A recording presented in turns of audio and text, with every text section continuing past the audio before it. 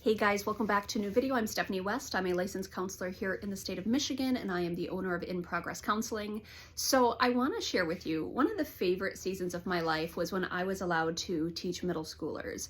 And I will say that I appreciate that eventually I also was able to teach seniors and juniors and seniors. The reason that was so cool is because middle school is rough ski. It is tough, tough, tough, but I saw them turn into decent humans over the course of about 5 or 6 years that I was able to walk with them. And so what I would always say to my middle schoolers is, you know what, we are in the armpit of life, mostly because I wouldn't swear, obviously. But it is tough. And even then, I would really work on holding my students to a standard in spite of the fact that, it's already a tough season of life. I wanted to help equip them with foundational strategies for how we move through the world, not for just telling them what they should be doing, okay? So one of the frustrations that would show up, them towards me is when we would come to exam time. So I would give them kind of the roster of, hey, these are the pieces that are going to show up on the exam. They knew what to study or what they needed to be prepared for. What I wouldn't do though is help them find answers. So let me run through that with you. What I would say to them is, they'd be like, but you're the teacher, you're supposed to know stuff. It's like, yeah, I do know stuff.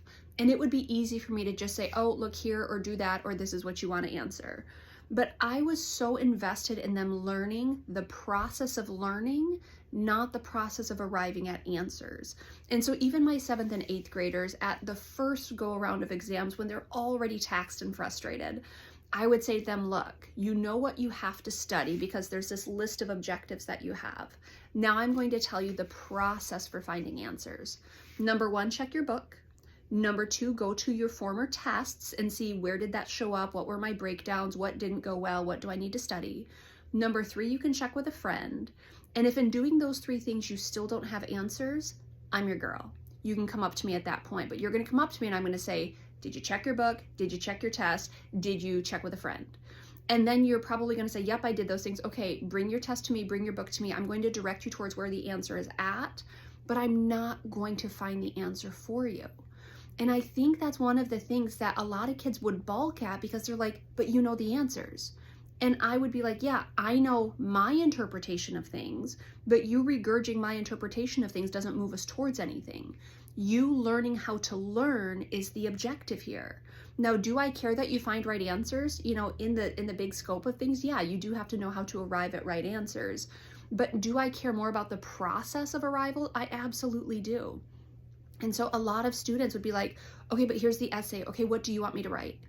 No, here's the essay. What does that mean to you? And it is something that would be so frustrating for them in 7th and 8th grade.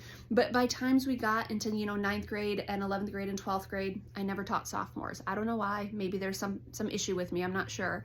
But the point is, I invited them into the process of learning without telling them where they had to land every single time. Now, there are pieces where they do have to arrive at specific answers. That's absolutely true. But in general, if I could invite them into thinking and invite them into the process of learning, I was going to prioritize that over arriving at right answers. When a student comes up to me and says, Mrs. West, what's the answer? What do you think the answer is? What does that mean to you? And there were so many kids that was frustrating for. Even as I'm doing my nutrition coaching, right? There's this kind of voracious appetite for, okay, what's the right process? I don't know, what's the right process for you? What would that look like? What are the barriers? What are the things you're already good at? Let's figure out what you already know and then let's build, versus me just telling someone, okay, this is the path.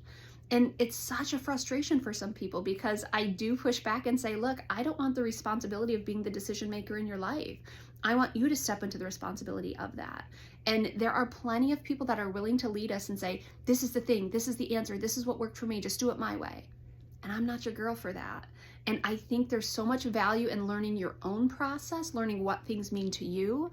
And I started with kids as young as 7th and 8th grade saying, guess what? I'm not going to be the person that has answers in your life, because I think you finding answers, you wrestling stuff out, you arriving at your own understanding of things is a good thing. Now, I can create parameters and guidelines and I can help coax you. I'm not going to let you get totally off the rails and call it truth. but I do think you engaging the process of learning is significantly better than you giving me the answers I want to hear. I want to invite you into that. Are you the person that needs the answers? Or might you be the person that can develop curiosity and creativity and just grow in an appreciation for the process of finding answers? It's very exciting to navigate life that way. It's really, really frustrating when we have to arrive at just the right outcome based on what someone else's expectations of us are. So I want to kind of just share that anecdotally. We can start really, really young, developing an appetite for what does it look like to just learn and to just grow and to just be curious and to be cultivated. That's what I invited my students into. That's what I'd love to invite you into as well.